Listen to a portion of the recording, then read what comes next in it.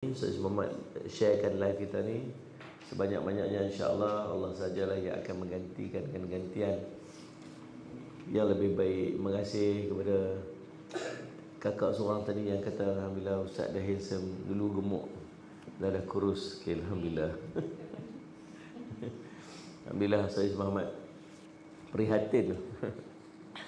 Baik, insya-Allah pagi ni kita Salih Al-Azhar Muhammad akan guna kitab Baharul Mazi. Saya Muhammad sebab besok ada kemungkinan saya akan ke TV Hijrah, tapi tak pasti lagi, tunggu tengok Ustaz Muhammad keputusan dia. Mungkin kita buat live kat sini saja, tapi tengok keadaan esok. Tapi kalau esok saya ada, kita akan guna kitab Riyadhus Shalihin esok ya. Hari ni kita akan guna dulu kitab Baharul Mazi. Dan sebelum kita masuk kitab Baharul Mazi, kita tengok, biasalah kita tengok kitab Martabat Ilmu dan Ulama. Kita tengok pada muka surat yang ke-14. Muka surat ke-14. Salih Al-Azhar Muhammad, kedudukan terpuji di sisi Allah bagi penuntut ilmu dan berita gembira mengenainya. Kedudukan terpuji yang Allah letakkan kepada para penuntut ilmu. Kita ni kena sentiasa letak diri kita sebagai penuntut ilmu sampai bila-bila. Tak ada orang yang tak mengaji, yang tak belajar. Setiap hari pun dia belajar. Setiap hari pun dia belajar. Yang kita ni alhamdulillah duduk kat madrasah lagi. Ustaz Somad, ramai orang teringin nak duduk madrasah. Bila program kita hari tu, kita buat program hari tu ni, Maulid Nabi Bawa ni, ramai yang pekat minta permohonan nak masuk ni, dah berderet-deret. Tapi saya duduk tengok apa ni, malam duduk mesyuarat. Kita punya mahkamah tak ada kosong, full. Tapi kerusi kosong, saya pun heran. Tang mana dia tak kenal, tang mana dia. Itulah. Kadang-kadang juga. Siapa yang rumah tak kosong, tapi kerusi kosong, fikir tu kan. Jadi bekas sakit kot. InsyaAllah mudah-mudahan Allah bagi kesembuhan kepada semua. Baik, kita kena sentiasa letak diri kita sebagai penuntut ilmu. Sampai bila? Sampai mati.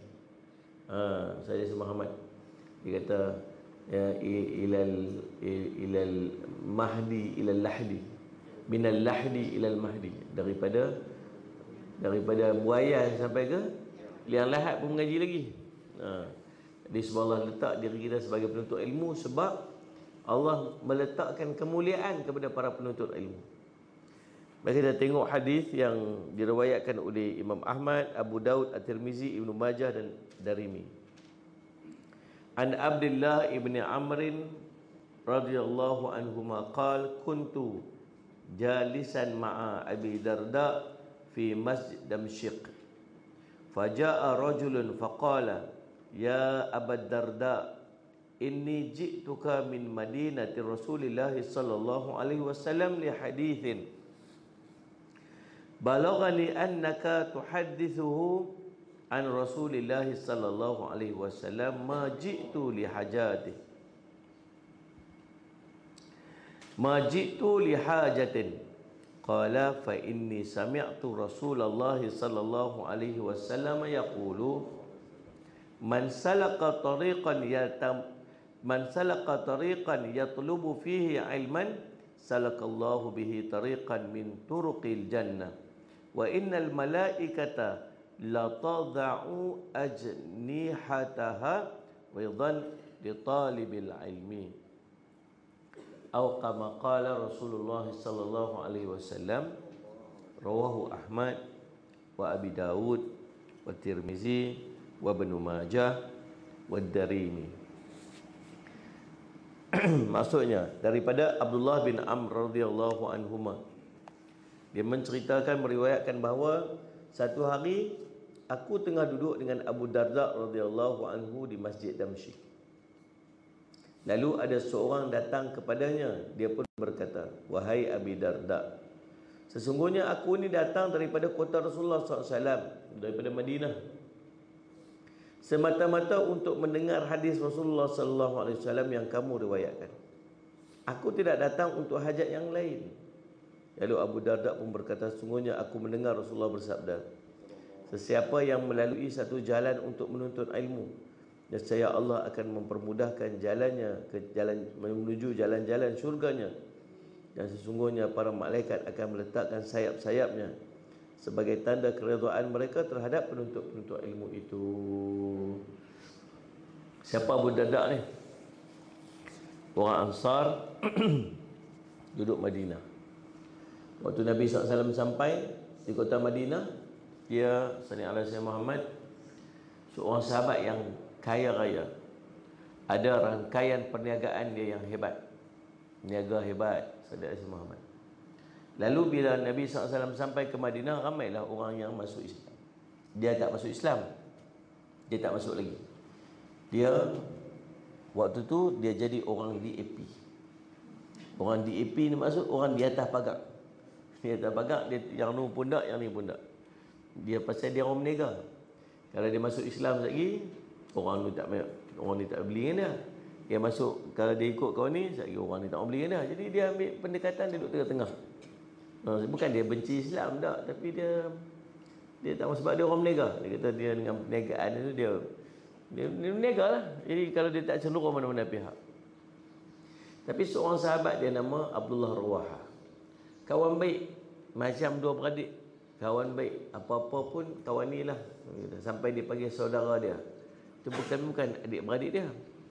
Abdullah Rawaha ni dia duduk risau pasal Abu Darda ni tak mau masuk Islam. Satu hari balik daripada satu perang, dia singgah rumah Abu Darda. Dia tahu waktu tu Abu Darda tak ada di rumah, tapi saja dia pergi waktu Abu Darda tak ada di rumah dia. Dia ada strategi dia. Saya ingat ulcer ni kat mulut tu yang cakap dia macam sikit. Lalu subhanallah Sayyidina Muhammad, Allahumma salli Muhammad, ada strategi dia. Dia pun pergi ke rumah, dia tengok Abu Darda tak ada, dia kata cantik lah. Dia pun masuk jumpa Ummu Darda. Dia kata, wahai Ummu Darda, boleh tak aku nak rehat Ustaz? Aku penat ni. Dia Abu Darda, silakan masuk. Duduklah kat situ. Tunggu Ustaz, aku nak masuk dapur, nak baju kopi radik contohlah. Kata ni. Tu ambil lah tu, tengoklah cerita apa nak tengok TV je. Lepas tu dia pun duduk Sayyidina Muhammad. Waktu Ummu Darda ni masuk dapur, dia pergi dekat satu bilik. Bilik ni memang bilik yang dikhaskan untuk berhala dia. Ada satu bilik, ada satu berhala. Berhala ni dia jaga elok, dia polish elok, dia balut dengan kain sutera, dia jamu macam-macam dengan jamuan dia kalau makan benda tu kan. Lalu subhanallah saya sumat, dia masuk, dia ambil dia punya pedang dia ketuk bagi pecah bang. Kemudian dia keluar cepat-cepat lari. Lalu subhanallah Zumat, dia tahu yang Abu Darda ni orang cerdik, dia akan guna fikiran dia. Lepas tu bila dia lari keluar, yang Ummu Darda ni keluar tengok, tak ada dah apa ni Abdullah Rawaha ni pergi mana. Dia pun Sayyidina Muhammad masuk bilik itu, buka tengok, udah pecah habis dah dia punya berhala suami dia. Berhala suami dia tu pecah habis dah. Dulu Sayyidina Muhammad dia pun duduk kat depan pintu rumah dia, duduk menangis. Dia kata, pasal apalah buat macam ni, kami tak kacau hang pun, pasal apalah hang kacau keluarga kami tak menapa. Dia duduk berhenti lagu tu lah. Sampai suami dia balik. Bila Abu Darda balik saja ke rumah, Abu Darda tengok Sayyidina Muhammad, pasal apa duduk menangis depan rumah ni? Dia kata, ni lah saudara kita ni, apalah kita buat kat dia sampai dia khianat kat kita macam ni, dia boleh pecahkan berhala kita apa sebagainya. Dia kata Sayyidina Muhammad, dia pun masuk tengok dah berhala dia pecah. Dia pun marah sangat. Dia keluar nak pergi jumpa Abdullah Rawaha. Dalam perjalanan nak pergi, dia fikir, dia kata, subhanallah, aku punya jaga dia, aku punya pelihara dia, jaga dia elok, dengan harapan dia jaga aku. Dia berhala tu lah, dengan harapan dia jaga hidup aku.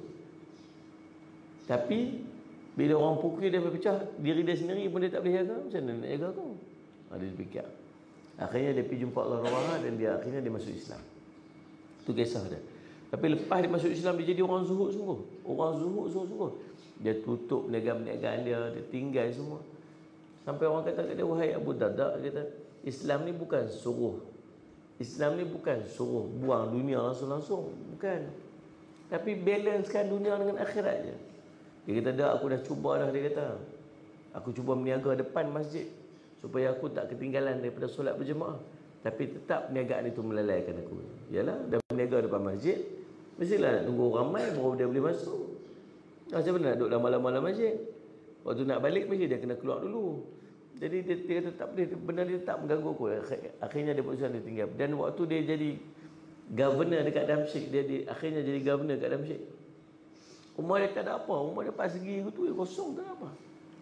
Itulah sallallahu alaihi Muhammad Abu Darda radhiyallahu anhu. Waktu tu Abdullah bin Umar radhiyallahu anhu, dia kata dia duduk dengan Abu Darda di kota Damsyik. Memang dia diamanahkan Sallallahu Alaihi Wasallam untuk jadi governor di kota Damsyik selepas kewafatan baginda Rasul sallallahu alaihi wasallam.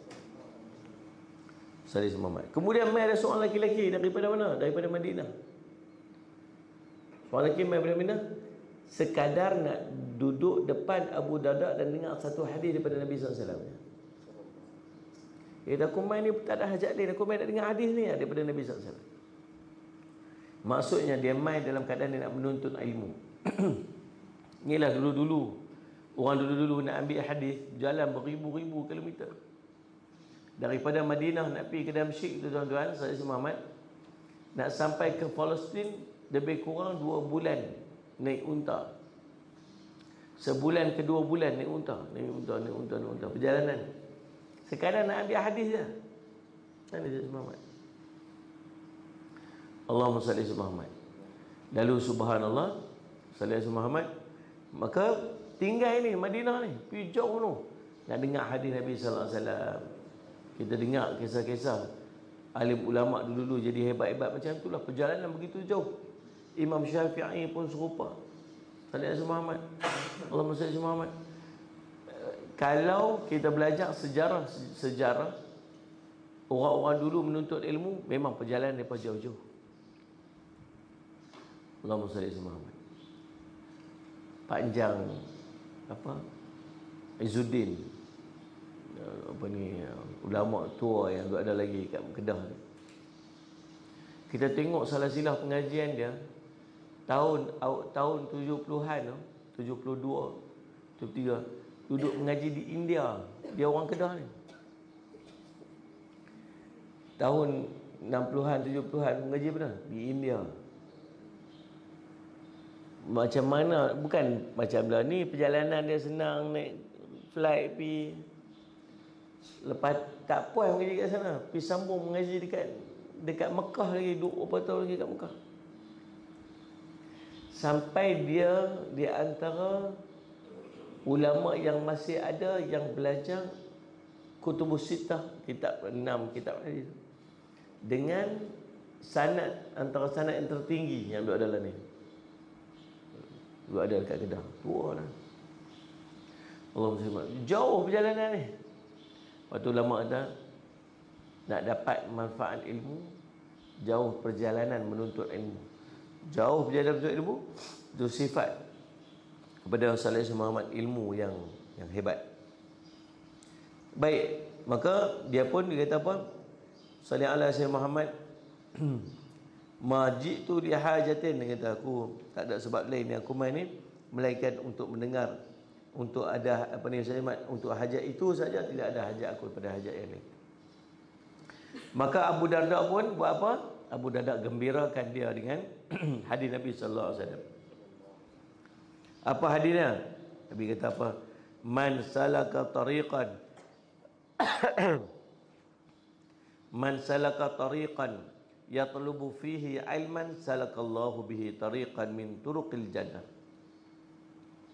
Siapa yang menempuh satu jalan untuk Sallallahu alaihi Muhammad menuntut ilmu dia, nescaya Allah akan mempermudahkan Sallallahu alaihi Muhammad jalan daripada jalan-jalan syurga. Sallallahu Muhammad itu kelebihan daripada orang menuntut ilmu. Allah pemudah jalan dia masuk syurga. Kata ulama pasal apa? Paling kurang 2 benda. Dia paling kurang ada banyak yang dia lagi. Paling kurang 2 benda dia dapat bila dia pergi menuntut ilmu yang berkait dengan syurga. Nombor 1, salih alaihi Muhammad. Nombor 1 ialah salih alaihi Muhammad, pengampunan dosa. Antara benda yang menghalang seorang itu masuk syurga apa dia? Sebab dosa lah.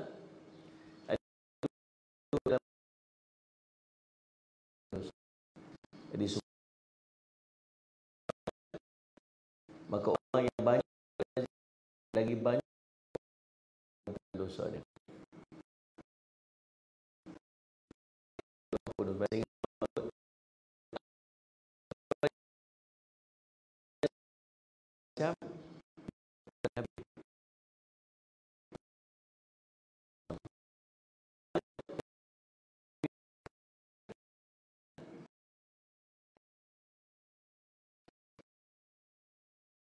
Pahalanya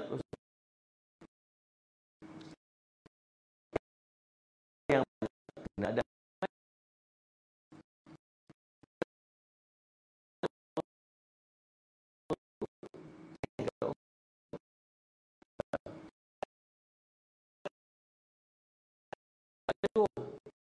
amalan tersebut.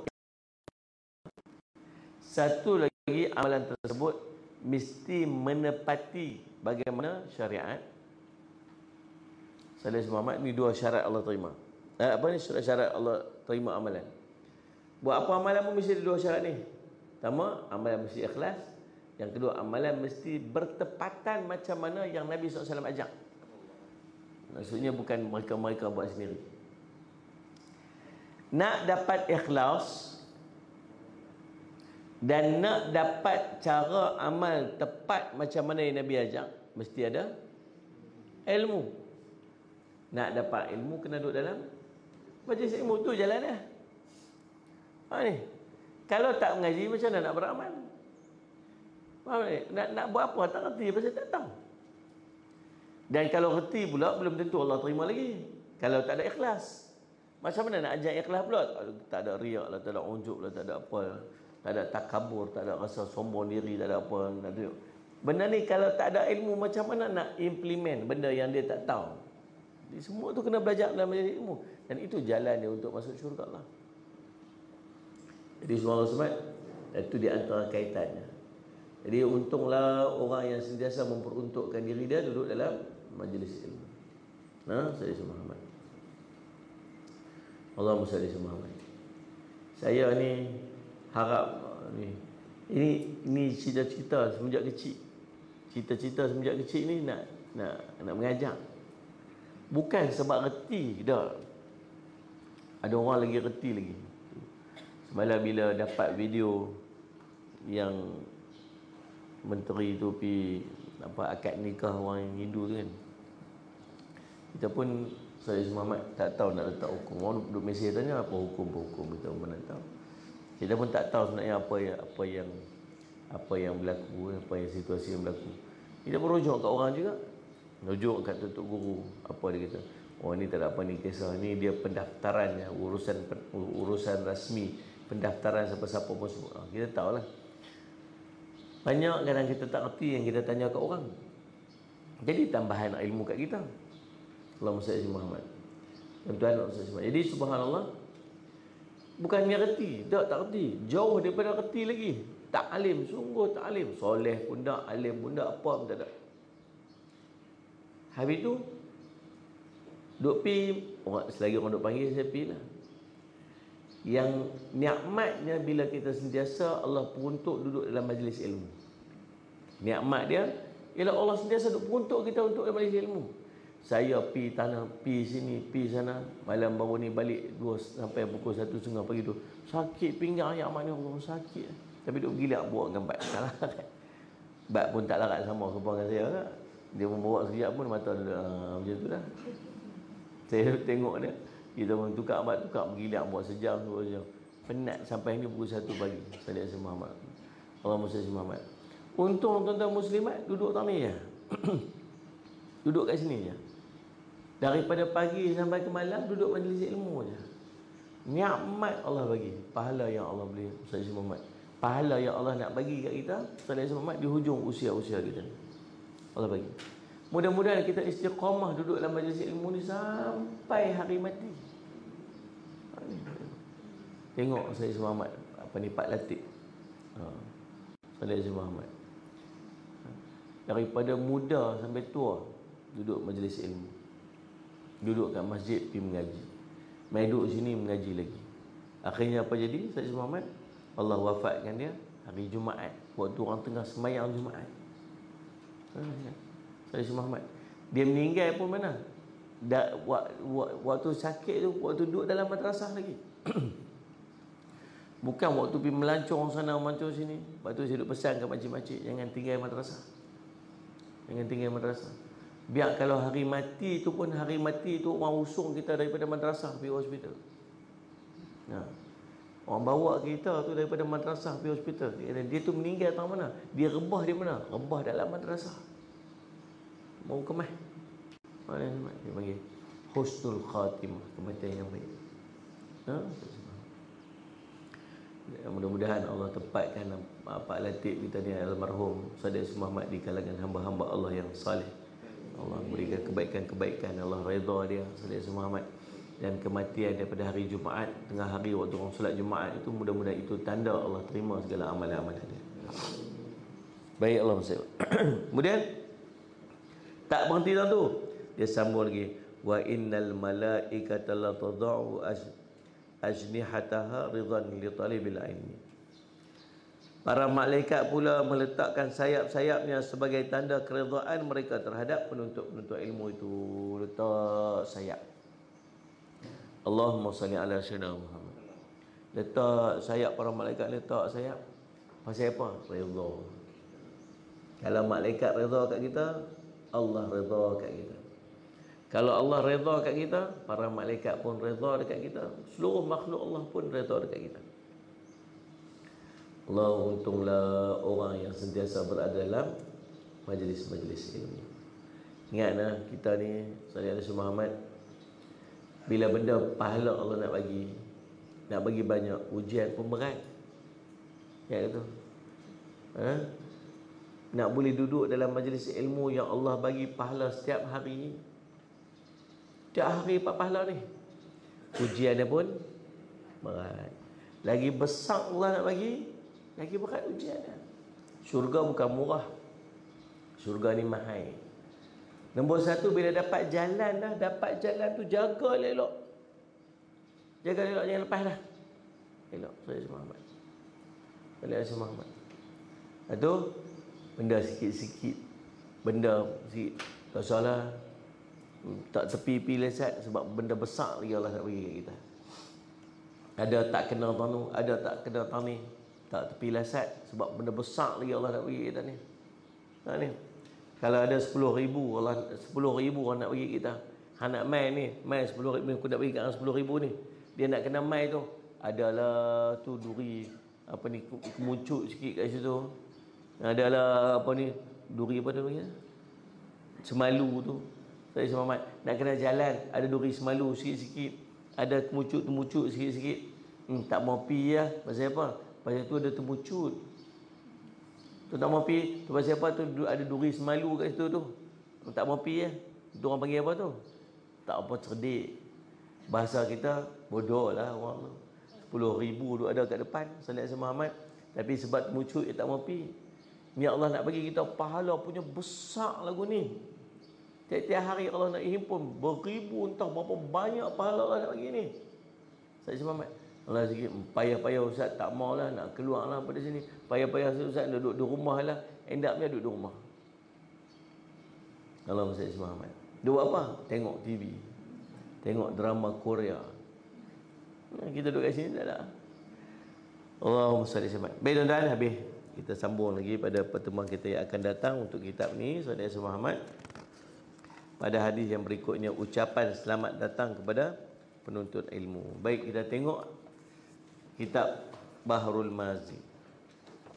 Jilid yang pertama, bahagian Taharah, bab ke-75.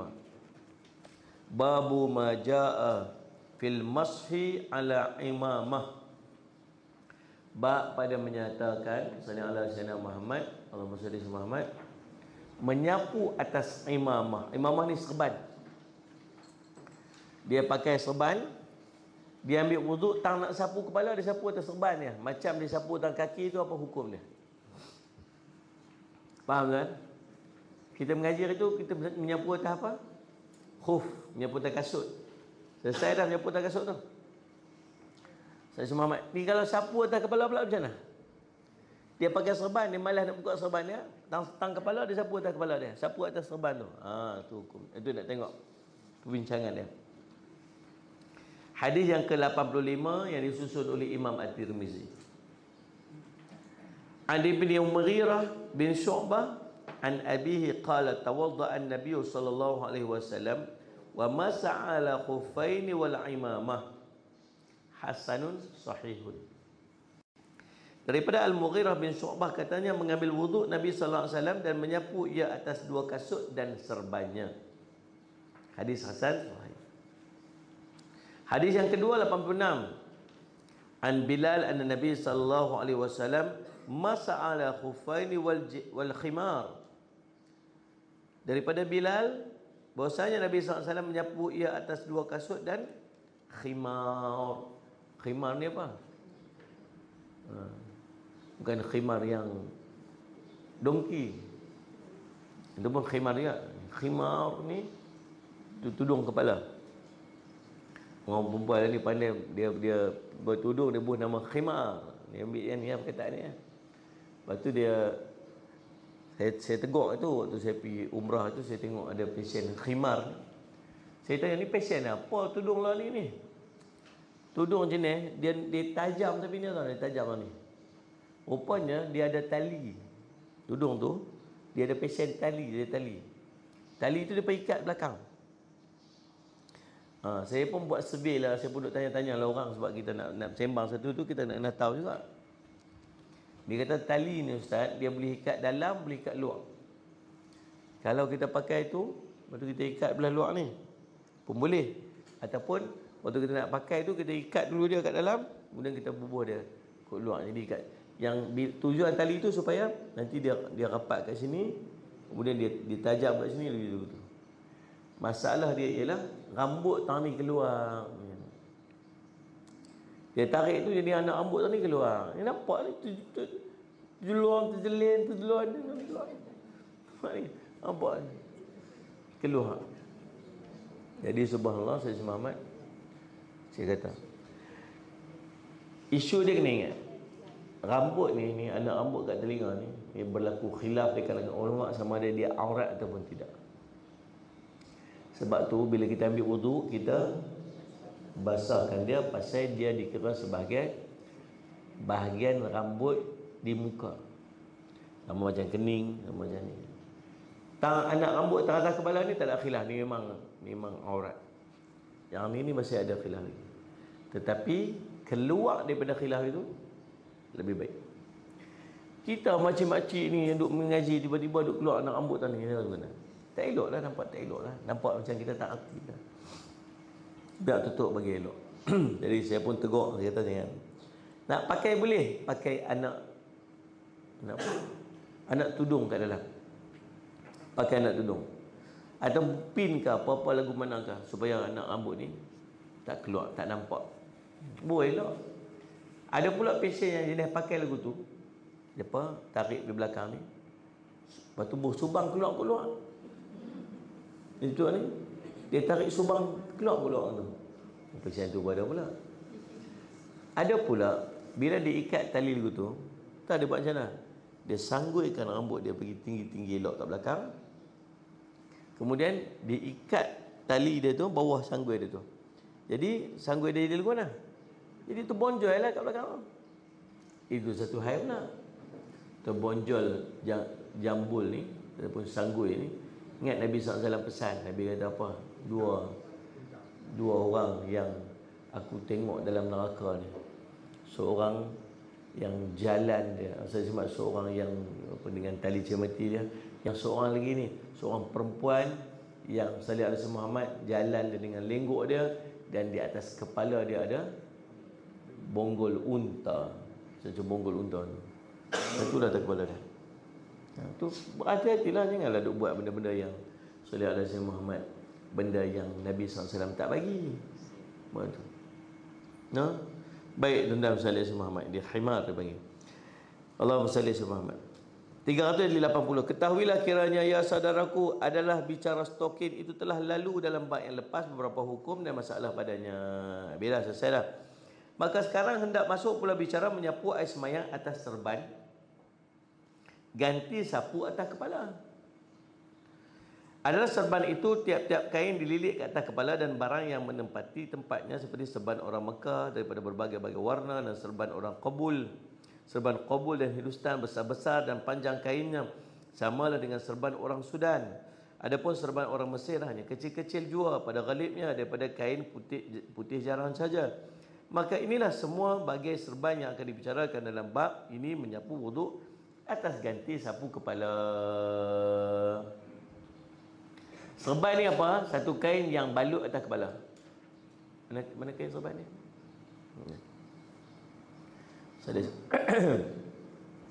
Serban ni macam-macam jenis. Serban ni macam-macam jenis.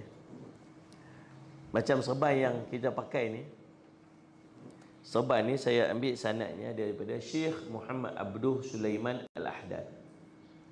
Lepas tu jaga elok-elok. Tu serban kita ambil tu, serban yang ada sanad dia sampai Nabi SAW. Jangan duk pergi ijaz tak tahu kan. Nah, saya cuma ada yang pergi tarik kat tu, ada yang buat bagi besar tu, saya tu tak ambil mana tu. Saya bukan saya ajak tu. Kita ni ada, kita punya ada sanad serban kita yang kita ambil daripada tok guru kita yang kita kena jaga elok-elok. Dia berkat. Nah, saya ambil pada guru saya ambil pada guru dia sampai pada Nabi SAW yang ikat kepala Sayyidina Ali radhiyallahu anhu. Yang memang ni ikat serban ni serban yang ada sanad sampai Nabi tu. Yang memang bukan benda kecil-kecil, benda besar. Jadi Sayyid Muhammad jaga elokkan serban kita. Dia ada macam-macam fashion serban. Kalau orang Arab, kalau orang Sudan, orang Sayyid Muhammad Pakistan, orang Afghanistan, orang Turkistan, orang Gostan, yang tu tak ada.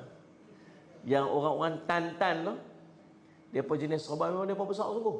Besar serban apa? Kain dia pun tu, kain yang besar, gulung. Sayyid Muhammad, kemudian nampaklah besar. Kita tengok waktu perang Afghanistan tu, kita tengok dia bercara dia pakai serban guna besar. Orang Mesir serban nipis kecil lah. Ikat kecil kan, nipis lah. Di atas dia punya, atas ni warna merah tu kalau Azhari. Kemudian saya Muhammad dia nipis lah. Dulu cara orang Sayyid Muhammad ni. Kita orang Jawi, orang Melayu, dia ada jenis ikat serban lah. Ikat serban. Ni ikat serban. Ada letak kat atas ni yang macam babak yang buat tu, dia ikat serban lah. Lepas tu dia buh lagi Sayyid Muhammad. Itu. Oh, smart kan lah?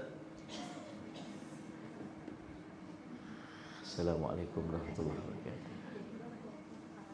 Al-Faqir. Jadi, terutama saya semua. Jadi kita gulung serban kita ni. Kalau orang Melayu dia panggil serban Jawi. Serban Jawi ni lagu mana? Serban Jawi ni dia pasal lagu ni. Tak macam tu. Lepas tu tarik ke atas. Betul? Tarik ke situ. Lepas tu work tu.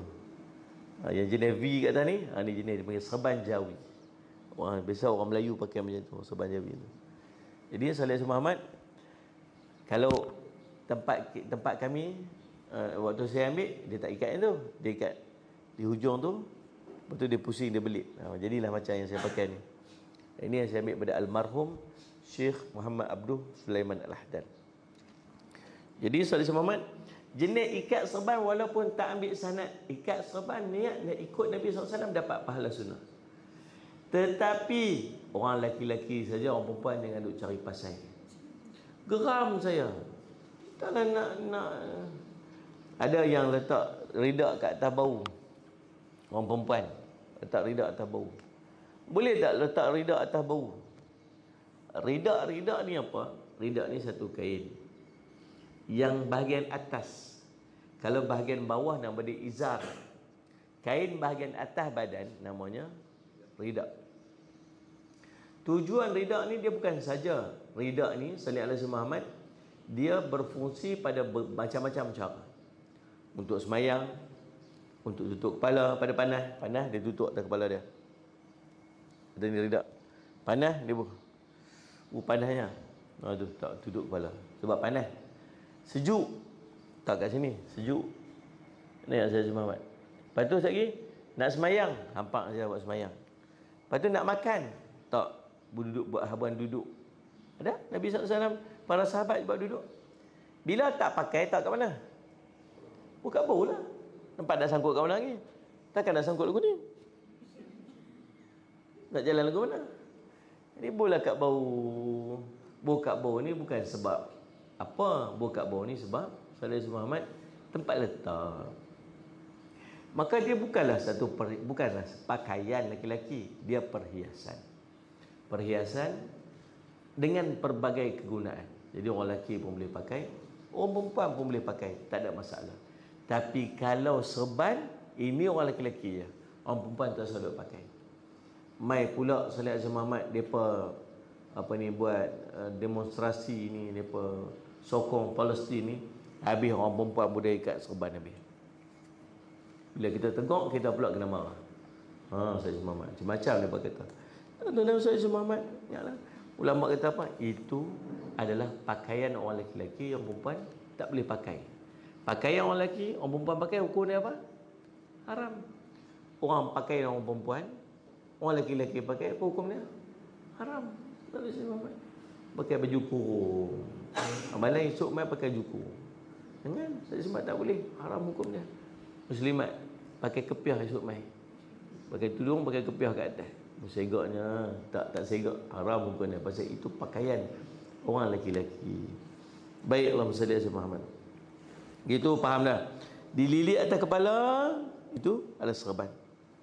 Baik, maka inilah semua bagai serban yang akan dibicarakan dalam bab ini pada menyapu wuduk sebagai ganti sapu kepala. Masalah 381. Menyapu serban ganti kepala dan hadisnya. Ya saudaraku, telah dikeluarkan oleh Tirmizi akan masalah serban ganti sapu kepala itu beberapa hadis. Pertamanya iaitu an Ibni Mughirah bin Syu'bah an abihi qala tawadda'a Nabi sallallahu alaihi wasallam wa masaha ala khuffain wal imamah. Kata Abu Isa, telah datang riwayat bahwasanya Nabi sallallahu alaihi wasallam telah menyapu ia atas ubun-ubun dan serban. Demikianlah hadis yang dikeluarkan oleh Syafi'i dan Al-Um dan Muslim sahihnya dan orang-orang lainnya. Kata Abu Isa, hadis Al-Mughirah bin Syu'bah itulah hadis hasan lagi sahih. Sallallahu alaihi Muhammad. Telah dikeluarkan oleh Tirmizi akan hadis lain pada dalil sapu atau serban, katanya an Bilal bin Nabi sallallahu alaihi wasallam masaha ala khuffain wal khimar. Riwayatkan Bilal bahawa Nabi sallallahu alaihi wasallam telah menyapu ia atas dua kasut dan khimar, yakni serban. Khimar, kain yang menutup kepala. Imamah, kain yang membalut ataupun yang diikat di atas kepala. Yang macam ni kita pakai ni dia panggil imamah. Dah pakai apa tu? Imamah itu nama serban bahasa Arab. Sallallahu alaihi Muhammad. Masalah menyapu wuduk atas serban dan hukumnya. Apa hukum menyapu wuduk atas serban? Tak kain macam ni. Allahumma salli ala Muhammad. Hari ni secara tak sengaja buat kain ni terbawa.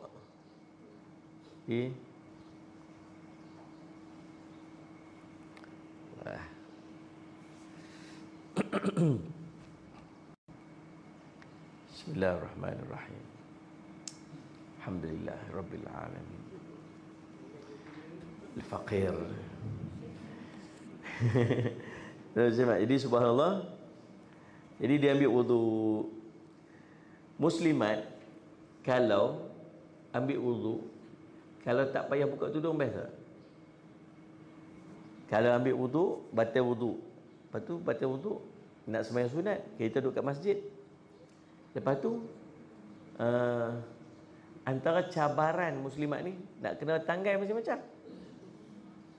Tanggai stokin, tanggai tudung, tanggai stongan, tanggai baju dia tak tanggai kan. Ni lagi nak sapu muka, lagi nak sapu rambut. Saya tengok kadang-kadang saya sempat waktu kita duduk kat Mekah, kita nampaklah panggil orang macam-macam kan. Saya tengok dia tarik tudung macam tu, lepas tu dia sapu air atau dia tarik kan. So bayangkan kalau boleh sapu kat atas tudung, best tak? Bukan basuh tudung, sapu. Saya Muhammad. Dia bukan ghasala, dia masaha. Saya Muhammad. Apa ni saya Muhammad. Sapu basuh, bukan basuh, sapu. Ambil air, sapu. Syok tuan. Itu best nah. Kaki pun boleh sapu kat kaki, kepala boleh sapu kat kepala. Mari kita tengok hukum dia lagu mana. Orang lelaki saya pakai macam ni. Lepas tu sekali bila Nabi wuduk sallallahu alaihi Muhammad, masya-Allah. Kalau kami yang jenis, kalau orang jenis pakai kopiah senang je, angkat kopiah tak tepi.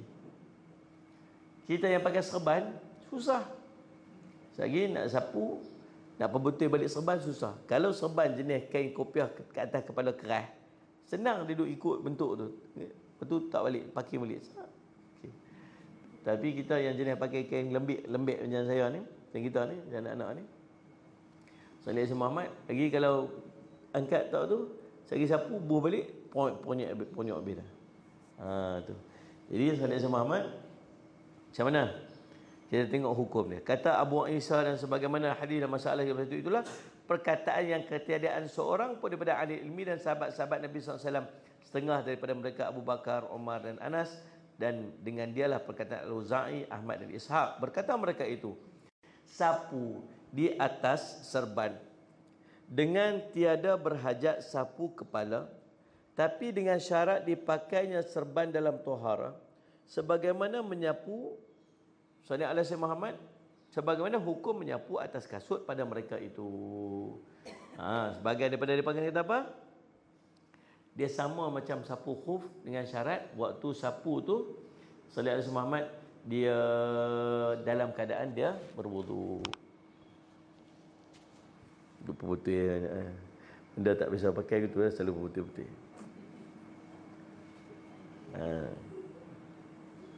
Baik.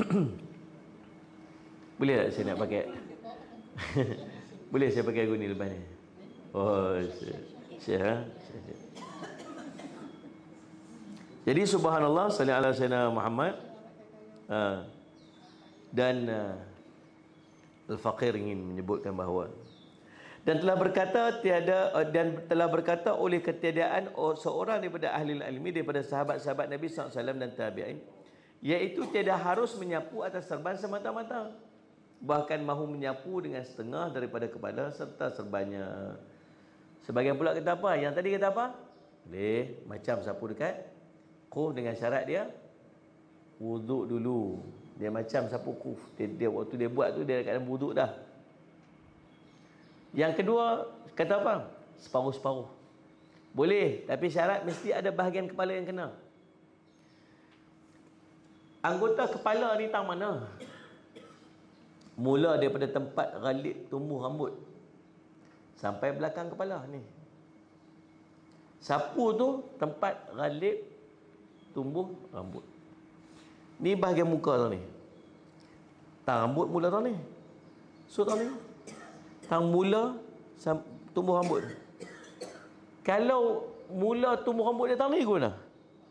Dia tang ni. Takkan sapu macam tu. Tuan-tuan, ghalib kebiasaan. Tang ni rambut standard, rambut tumbuh tang ni. Tang ni lah. Atas hubung ni. Sampai ada orang langsung tak ada rambut. Nak sapu tang mana? Janggut. Tak ada rambut. Tak. Pada bahagian yang ghalibnya ada rambut. Ghalib ni kebiasaannya, sepatutnya ada rambut. Maka sapu. Allahumma salli ala sayyidina Muhammad. Jadi subhanallah, salli ala sayyidina Muhammad, sapu. Kalau kepala dia berbalut tang ni, boleh tak dia sapu tang ni? Boleh. Katalah cedera kepala dia tang ni, cedera. Kita biasa kalau kita ambil wuduk, kita sapu tang ni ya. Sunat mazhab Syafi'i, wajib sekurang-kurangnya 3 helai rambut. Sunat basuh seluruh kepala, sapu seluruh kepala. Tu sunat mazhab Syafi'i. Laki-laki kena buat ni. Ambil wuduk, sapu sikit. Saudara Samad, sunat dia macam mana? Nak dapat afdal, lembapkan tangan ni, ambil daripada ni, sapu sampai belakang, kemudian tolak balik naik ke atas. Selah balik rambut tu naik ke atas. Itu sunat pada mazhab Syafi'i. Faham tak? Jadi kalaulah dia tang ni berbalut, boleh sapu tang ni, asalkan dia pada bahagian kepala. So dia bertutup sebahagian daripada kepala dia dengan imamah. Dia boleh sapu sikit, asalkan kena pada bahagian kepala dan juga kena pada bahagian imamah. Yang jadi sahnya tahu mana? Yang jadi sahnya ialah pada kenanya pada bahagian kepala. Faham tak tu? Baik. Tu pendapat kedua. Ini adalah pendapat Sufyan Ats-Tsauri, Malik bin Anas. Siapa Malik bin Anas? Siapa Malik bin Anas? Imam Malik, mazhab Maliki. Ibnu Al-Mubarak dan Asy-Syafi'i. Kata Abu Isa lagi telah berkata kata Abu Isa, dan telah aku dengar daripada Al-Jarud bin Mu'az, katanya telah aku dengar akan Waqi' bin Al-Jarrah berkata, ia jika seorang menyapu atas serban nescaya memadai akan dia kerana atar. Ini pendapat yang berikutnya macam yang pertama tadi. Kata Abu Isa lagi telah berkata Abi Ubaidah bin Muhammad bin Amr bin Yash, telah aku tanya sahabat Nabi SAW yang bernama Jabir bin Abdullah daripada sapu atas dua kasut, maka katanya bermula ia datang daripada Rasulullah, ya anak saudaraku, ia menyapu atas kasutnya. Dan telah aku tanya daripada hukum sapu serban, maka katanya ialah sentuh air akan rambut. Yang ni pasti sapu kepala dengan air, kemudian sempurnakanlah sapu dengan serban. Ni yang kita bincang tadi. Kat atas rambut mesti kena juga. Mari kita tengok apa perkataan Imam Asy-Syafi'i. Pegang tu sudahlah, sudah pening-pening. Nah, kita ni mazhab Syafi'i. Pasal apa kita ikut mazhab Syafi'i? Pasal apa kita ikut mazhab? Pasal kita bukan orang yang buat mazhab. Kalau kita pendiri mazhab, kita tak payahlah ikut mazhab. Dah alim sangat dah. Dah semua cabang ilmu dia reti belakang dah. Dia dah imam mujtahid dah. Kan? Buatlah mazhab sendiri, tak apalah. Tapi mayang pun duk tunggang langgang lagi. Fatihah pun Syekh duk kena betul lagi. Nak ni Ustaz Muhammad, kalau sebut anak anta pun duk terbalik lagi. Anak pergi jadi anta jadi anak lagi. Jadi unta kadang-kadang. Kita ikutlah mazhab orang. Nah, mazhab kita di Malaysia ni mazhab Syafi'i. Dalam Al-Um kemudian telah didatangkan beberapa dalil pada Quran hadis, manakala telah diizin Allah Ta'ala dengan menyapu kepala, maka Nabi SAW ada ia berserban, maka menyingsing ia akan serban, beri terbuka ubun-ubunnya. Tu Nabi SAW buat. Bila Nabi SAW terima perintah Allah untuk sapu kepala. Salli ala Sayyidina Muhammad. Allahumma salli ala Muhammad. Allah sebut dalam Quran macam mana? Allahumma salli ala Muhammad. Macam mana ayat wudu?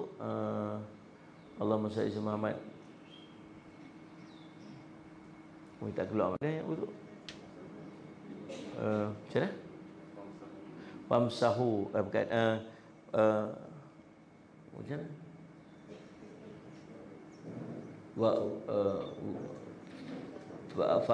Fa'aghsilu wujuhakum.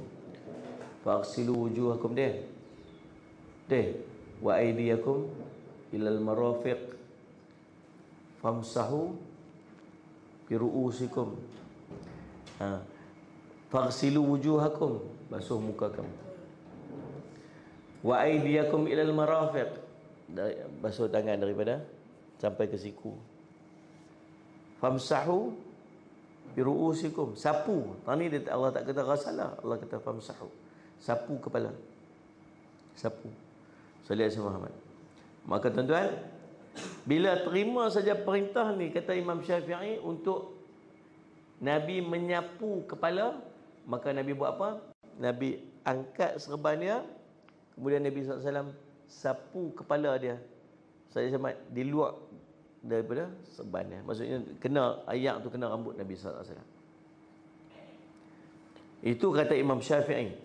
Maka menyising ia akan serban, beri terbuka dia untuk ubun-ubunnya. Yang ni Nabi sallallahu alaihi wasallam sapu ayak di kepala dia. Itulah menunjukkan bahawasanya tiada sah sapu melainkan atas kepala. Dan aku sukalah kiranya menyapu seorang itu atas serban serta kepala. Yang paling cantik, kepala pun kena, ke atas serban pun kena. Dan jikalau ditinggalkannya menyapu serban, tiada mudarat.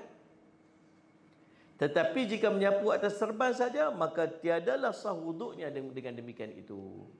Faham nak kata Imam Syafi'i lagu mana? Dia kata, bila Allah perintah Nabi SAW untuk sapu kepala, Nabi mula angkat serban yang sampai nampak ubur-ubur dia, baru Nabi SAW sapu. Kata Imam Syafi'i, kalau sapu atas kepala dan sapu atas serban, itu yang paling aku suka. Maksud yang paling afdal.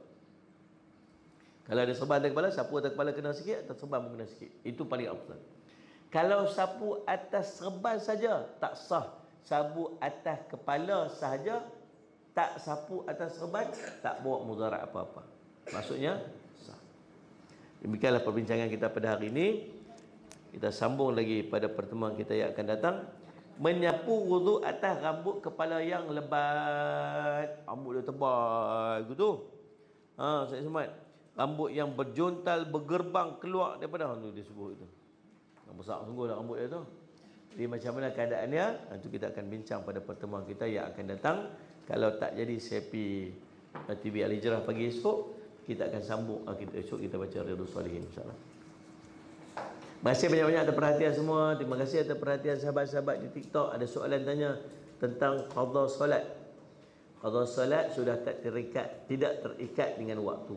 Boleh buat pada mana-mana waktu. Boleh buat pada waktu selepas subuh boleh. Selepas asar, tempat yang tak boleh solat pun boleh.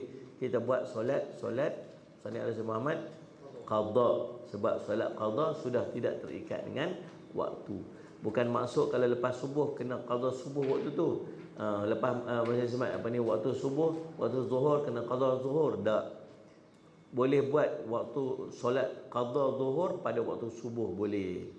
Saya Muhammad. Demikianlah keadaan mana-mana waktu, sebab solat qada sudah tidak terikat dengan waktu dia yang tersendiri. Faham tak? InsyaAllah. Terima kasih banyak-banyak atas perhatian semua. Saya Muhammad. Terima kasih sahabat-sahabat yang bantu untuk kongsikan. Masih banyak-banyak sahabat di Facebook dan TikTok. Mudah-mudahan Allah menjadikan segala yang kita yang kita dapat pada hari ini dimanfaat kepada kita insya-Allah. Bismillahirrahmanirrahim. Alhamdulillahirabbil alamin wassalatu wassalamu ala rasulil amin sayyidina Muhammadin wa ala alihi washabihi ajmain. Allahumma faqihna fid din wa alimna ta'wil waj'alna min ibadakas salihin wahdinas siratal mustaqim. Allahumma arina haqqan haqqan warzuqna ittiba'ah wa nabatila batilan warzuqna ijtinabah. Sallallahu alaihi wasallam Muhammadin wa ala alihi wasallam. Alhamdulillah. Lagi pukul 12.30 hari kita ada live yang mana nak ikut tajuk akhir zaman, tajuk apa nama fitnah. Zaman penuh fitnah tajuk dia. Jadi saya semat jemput pukul apa? Pukul 12 ke 12.30 Rauf? Lagi? Pukul 12 lagi insya-Allah. Jemput semua lah. Kemudian pagi ni kita ada majlis penyerahan Salih Muhammad rasmi rumah-rumah warga Mas yang baru. InsyaAllah. Terima kasih banyak-banyak semua sahabat-sahabat yang telah memberikan sumbangan untuk makcik-makcik ini. Salih Muhammad